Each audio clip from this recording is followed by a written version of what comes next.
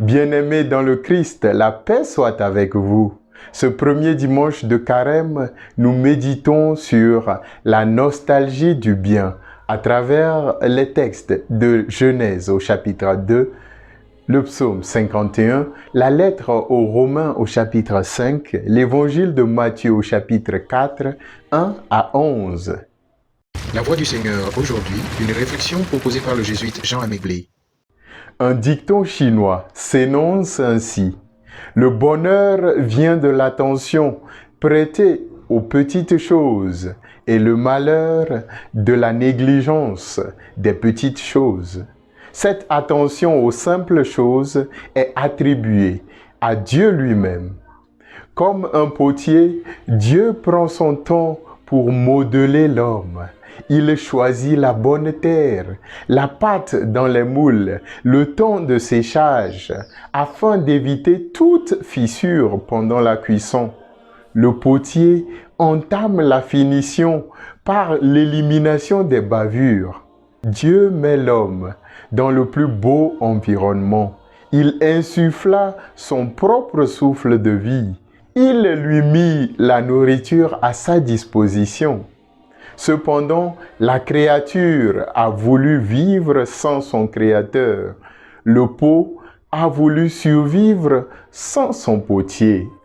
Chers bien-aimés, en ce premier dimanche de Carême où nous débutons le pèlerinage intérieur vers nous-mêmes, il serait intéressant de comprendre et d'affirmer, comme le psalmiste: « Oui Seigneur, je connais mon péché.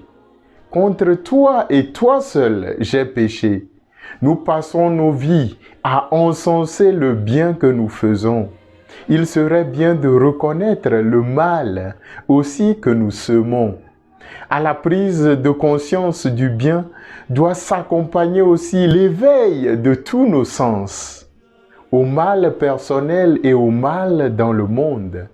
En toute conscience, nous décidons, après avoir discuté avec l'esprit du mal en nous, d'ignorer les autres, d'être jaloux, envieux, cupides, de piétiner le pauvre et le malheureux, d'être insensible à l'injustice autour de nous. Il est temps, chers frères et sœurs, de faire face à nos tentations, à la tentation de la richesse, du pouvoir et de la gloire, mais surtout à la tentation de la démission spirituelle. Oui, beaucoup de chrétiens ont démissionné, à changer et à lutter contre l'injustice qui sonne à leur porte. Beaucoup de chrétiens ont démissionné à dire la vérité et à agir en conséquence. Beaucoup de chrétiens se sont résignés au suivisme et à la capitulation spirituelle. Quel modèle de vie, quel modèle de ma vie quotidienne puis-je m'inspirer pour lutter contre l'injustice et être apôtre du bien?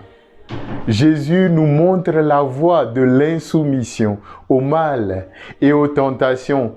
Comme dans le jardin d'Éden, seul le bien, l'amour, la justice, la vérité doivent triompher.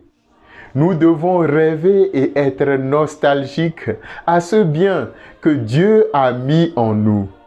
Chaque fois que nous faisons mal aux autres, nous devons rembourser ce bien plus de 10 fois. Faisons nôtres les paroles de Edmond Burke. La seule chose nécessaire au triomphe du mal est que les hommes de bien ne fassent rien. N'oublions pas les paroles du sage africain. Le piment fait mal aux yeux, mais ne les crève pas. Bonne méditation et bon temps de carême à tous et à toutes.